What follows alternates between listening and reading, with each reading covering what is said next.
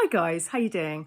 I just want to make this quick video because I spend a lot of time on the motorway, lots and lots of time. And post-lockdown, I have noticed that there is so many more broken down cars than there ever has been in the time that I've been a driver.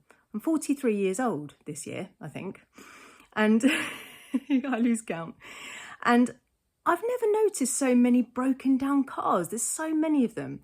Now, I want to make this video as a training video because the reason why your instructor and your examiner are asking you about all these show me, tell me questions is because we can take some control about the health of our car.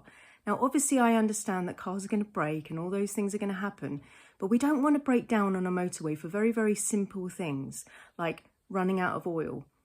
We don't want to overheat because the coolant has run out, right?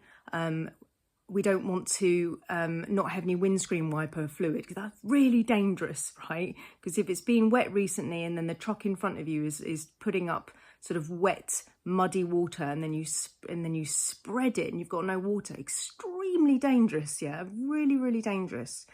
We don't want to be running out of these kind of like basic things, your brake fluid. Yeah, right. Check all your fluids and stuff before you go on a long journey. It doesn't even take very long. Just pop the bonnet, do the show me, tell me questions that you got taught and look after your car in that way. Don't go on a journey if you can see that things are low, right? So important. Not only are you going to break down, but you might even write your car off forever. It may, that car may go to heaven. You may never see it again. Other things that you need to do is check your tyres, right? Have a quick look round your tyres.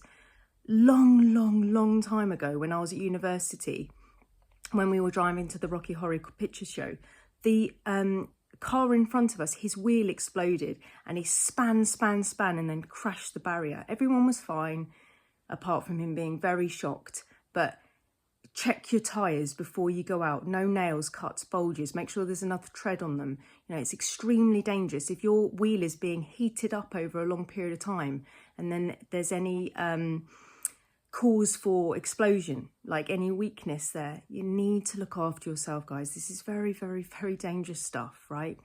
Another thing that I'm going to mention, because yesterday I saw it for the second time in my life when I was driving to Birmingham. There was a couple on the hard shoulder eating their sandwiches. Guys, you can't camp out on the hard shoulder. Now, I think that is a relatively sort of straightforward thing to say, and it sounds quite blatant, but clearly some people don't understand. If this saves some people from not sitting on the hard shoulder and eating their sandwiches, yeah, I'm going to put it out there. It is incredibly dangerous. When the truck drivers are on those truck routes for a very long time, they get tired, right? There's rumble strips on the hard shoulder line, which is basically like a lifted section. So if they fall asleep, then the rumble line goes like that to try and wake the driver up. Guys, that is how common this is, right?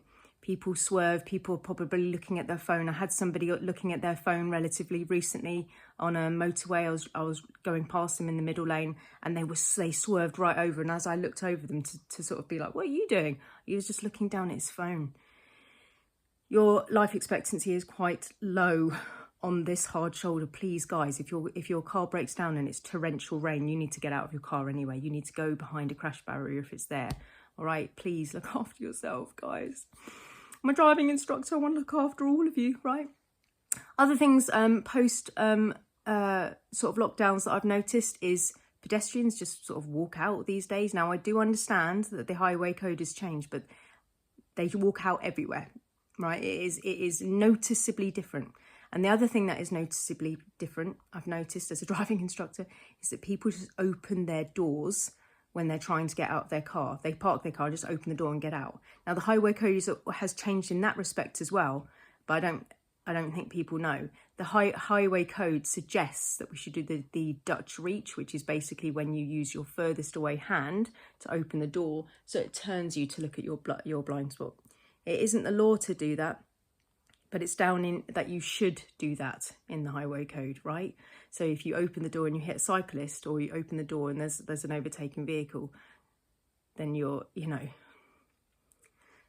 you could be liable for those damages. Guys, quick video on that. I really hope that helps. You know, take your car to be serviced every 10,000 miles or whatever your car is suggesting. Yeah, every 12 months or 10,000 miles is usually the sort of standard check with your car. Mine certainly 10,000. I never get to 12 months. 10,000 miles for me is just done. Look after your car. Do whatever you can as a non-mechanic, yeah? And just go out there and just be as safe as you can. Check your tyres. Do all the stuff that you've learned on your show me and tell me questions that you've been taught by your instructor, and you've been checked on your test for the rest of your life. This is not just for your test. This is to keep you safe. All right, guys, I really hope that information helps, and keep safe.